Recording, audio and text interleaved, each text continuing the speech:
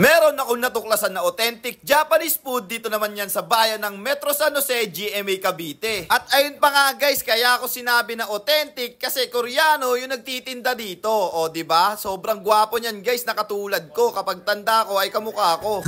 Pero ayun nga, walang connect yung sinabi ko rito. Pero ayun na nga guys, meron nga palang mga food tripan na masasarap dito na pwede nyo magustuhan. Lalo na't kung street food yan. Pero ito guys, street food nga po pala to guys. Korean street food at lalong-lalo na magugustuhan nyo to guys, promise. Lalong-lalo na sa mga Korean food lover dyan. Naku, saktong-sakto ito para sa inyo. Kaka-open nga lang po pala nitong store nila. Pero grabe guys, nagustuhan nga din po pala namin yung mga pagkain dito. At ayun pa nga guys, dito nga ay nag-o-offer sila ng mga Korean street foods. Ano naman mga classic street foods yan, Jack? Meron sila ditong dakhangjong na may yummy sauce. Meron din silang japchae, fish cake, kimbap, at marami pang iba. Medyo napiyok yung tropa natin dun pero ayun nga guys, tanong niya, sagot niya. Kasi nabubulol talaga ako sa dakjang yung na yan Pero ayun nga guys, tama ba yung sinabi ko ron? Comment nyo naman dito, diba? Basta ayun guys, comment nyo na lang guys kung tama ba yung sinabi ko o hindi. Kapag mali guys, bibigyan ko kayo piso Gcash. Pero ayun na nga guys, dalawang store nga po pala yung binilag natin dito guys. At magtropa naman yan, kaya pinagsama na lang din natin. Dalawang Korean yan guys, dalawang Korean people yan. Pero ayun nga guys, ay dito nga, ay titimusan na natin yung mga food tripan dito. Ang daming ay nun Pero ayun nga guys, food tripan na. So tara,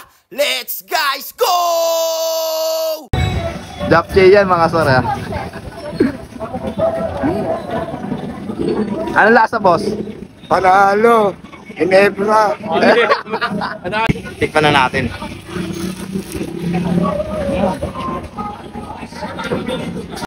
Good yung chicken dito. Pero tawag daw doon, dakdong. Basta ayun guys, all goods din. Sakto rin. Ewan ko magkano to. 100. Ilang piraso yun? Sa ayun guys, sa halagang 100 pesos, may 5 piraso ka ng ganito. Ayan o. Kaya, food tripan na. Kung nakakatikim na kayo ng mga japchae sa kalsada, men, alam nyo, lasang-lasa kasi dun yung sesame oil May tamis siya ng konti guys. Tikman natin to, mabisa ba talaga to?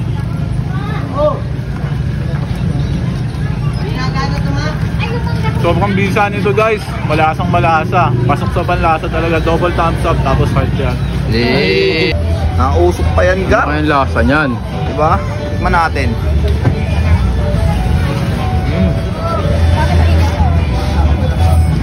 Mabili sa amin. Hindi siya yung parang fishball. Diba sa iba lasang fishball? Dito, all goods man. Masarap. So we're here at Korean Wellbeing Food Shop and we're going to taste their odeng. Ang sarap ng sauce guys. Ba't na patagalog? So ayun na nga guys, hanggang dito na nga lang din po pala tayo at kita-kits na lang ulit sa next vlog. So again, this is Jack TV. Thank you for sunshine, thank you for rain, thank you for joy. Ingat, salamat, bye-bye, ble!